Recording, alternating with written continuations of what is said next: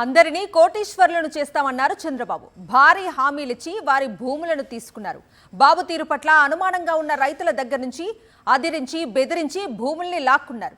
ప్రభుత్వ పెద్దల ఒత్తిళ్లు భరించలేకనో వారి మాయ మాటలు నమ్మో భూములు ఇచ్చిన రాజధాని రైతులకు ఇప్పుడు అసలు విషయం అర్థమైపోతోంది.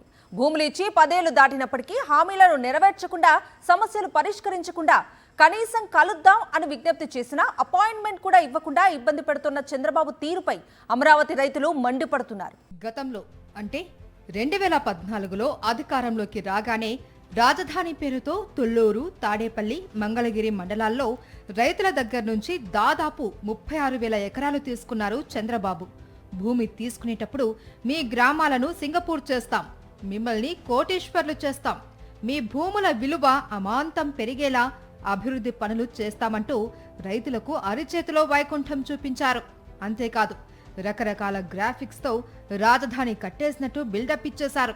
భూములు తీసుకునేటప్పుడు మీకు ఏ సమస్య ఉన్నా సచివాలయంలో నేరుగా వచ్చి మమ్మల్ని కలవచ్చు, లేకపోతే ఉండవల్లిలోని మా ఇంటికి వచ్చి కలిస్తే మీ సమస్యలు క్షణాల్లో పరిష్కరిస్తామని రైతులను నమ్మించారు. బాబు మాటలు నిజమేనని రైతులు భావించారు. ఏరు దాటేంత వరకు ఓడమల్లన్న, దాటిన తర్వాత బోడి మల్లన్న అని వెక్కిరించినట్టుగా రైతుల దగ్గర నుంచి భూములు తీసుకునేంత వరకు అన్నదాతల్ని ఆకాశానికెత్తినట్టుగా కీర్తించిన చంద్రబాబు ఆ తర్వాత వారిని విస్మరించారు. చంద్రబాబు గాని మంత్రులు గాని వాళ్ల వైపు కన్నెత్తి చూడడం లేదు.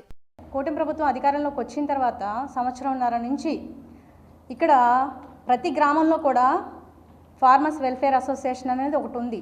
దాని ద్వారా రైతుల సమస్యలు తెలుసుకొని సిఆర్డీఏ చుట్టూ ఈ సంవత్సరంన్నర నుంచి తిరుగుతున్నా కూడా ఎలాంటి సమస్యకి పరిష్కారం దొరకనటువంటి పరిస్థితి. పైగా అక్కడ ఉన్నటువంటి అధికారులు చాలా చులకన భావంతో రైతులని గౌరవం కూడా లేకుండా చాలా దారుణంగా మాట్లాడినటువంటి పరిస్థితి ఎన్నో ఉన్నాయి. దీంతో రైతుల్లో అసహనం ఎక్కువైపోతుంది. ఇప్పుడు భూములు ఇచ్చిన దేనికి వాళ్ళ చేత మాటలు అనిపించుకోవడానికి వాళ్ళ బాధ్యత, అది వాళ్ళ కనీస బాధ్యత వాళ్ళు చేయాలి. కాబట్టి మేము కోరుకునేది ఏంటంటే వెంటనే త్వరితగతిన సీఎం గారితో మాకు ఒక వేదిక కావాలి, జేఏసీతో కలిసి.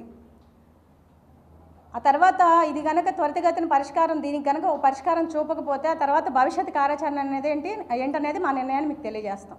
రైతులకు ఇచ్చిన ఫ్లాట్లు డెవలప్ చేసి ఇస్తామన్నారు, కానీ ఒక్క ఫ్లాట్ కూడా డెవలప్ చెయ్యలేదు. అసలవి ఎక్కడున్నాయో చాలా మంది రైతులకు తెలియదు. కౌలు రైతుల సమస్యలు ఒక్కటి కూడా పరిష్కారం కాలేదు. గ్రామకంఠం సమస్యలు మొదట్నుంచి అలానే ఉన్నాయి. రాజధాని నిర్మాణంలో రైతులు, రైతు కూలీలని భాగస్వామ్యం చేస్తామని చెప్పారు. వారి సమస్యను కూడా పరిష్కరించలేదు.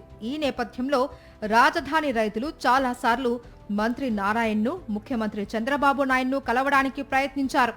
అయితే వారికి అపాయింట్మెంటు దొరకలేదు. అసలు వారెవరో అన్నట్టుగా అధికార టీడీపీ పెద్దలు వ్యవహరిస్తూ ఉండటంతో ఈ నేపథ్యంలో అమరావతి జేఏసీ నేతలు 1.5 నెల క్రితం సమావేశమై ప్రభుత్వ తీరుపై మండిపడ్డారు. అమరావతి నేతలు ఆగ్రహంతో ఉన్నారనే విషయం తెలియగానే వెంటనే మంత్రి నారాయణ పరుగులు తీసుకుంటూ రైతుల దగ్గరికి వెళ్లారు. మీ సమస్యలు పరిష్కరిస్తామని చెప్పారు. అంతే. ఆ తర్వాత మరలా యథావిధిగా వీరిని మరిచిపోయి అమరావతి రైతులకు సంబంధించి ఒక్క సమస్య కూడా పరిష్కరించడం లేదు. ఈ నేపథ్యంలో రైతులు చంద్రబాబుని కలుద్దామని మరోమారు ఓపిగ్గా ప్రయత్నించారు. ఆయన అవకాశం ఇవ్వట్లేదు. దీంతో అమరావతి రైతు జేఏసీ మరోసారి సమావేశమైంది. వినతి పత్రాలు ఇస్తే వాటిని తీసుకుంటున్న అధికారులు వెంటనే వాటిని చెత్తబుట్టలో పడేస్తున్నారు అని రాజధాని రైతులు ఆగ్రహిస్తున్నారు. బాబు నిర్లక్ష్యాన్ని తప్పుపడుతున్నారు. ముఖ్యమంత్రి గారు కూడా పదే రాజధాని మహిళల్ని, ఉద్యమకారుల్ని అనేక సందర్భాల్లో ప్రశంసిస్తున్నారు తప్ప ఈ యొక్క రైతుల్ని కలవడానికి ఆయన కూడా ఆసక్తి చూపలేదు. కారణం ఏంటో కూడా తెలియదు మాకు. అధికారులు అసలు సమస్య పరిష్కారం చేయడానికి సిద్ధంగా లేరు. అసలు వాళ్ళు రైతుల్ని చాలా చిన్న చూపు చూస్తున్నారు.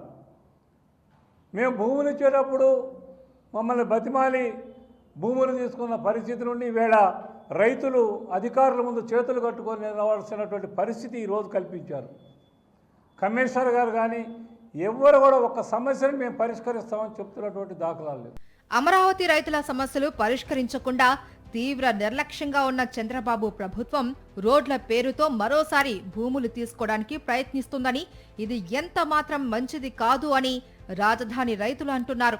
బంగారం లాంటి భూముల్ని తీసుకొని నానా అగచాట్లకు గురి చేస్తున్నారని, త్వరలోనే మరో సమావేశం నిర్వహించి భవిష్యత్తు పోరాట కార్యక్రమం ప్రకటిస్తామని అమరావతి రైతు జేఏసీ నేతలు స్పష్టం చేస్తున్నారు.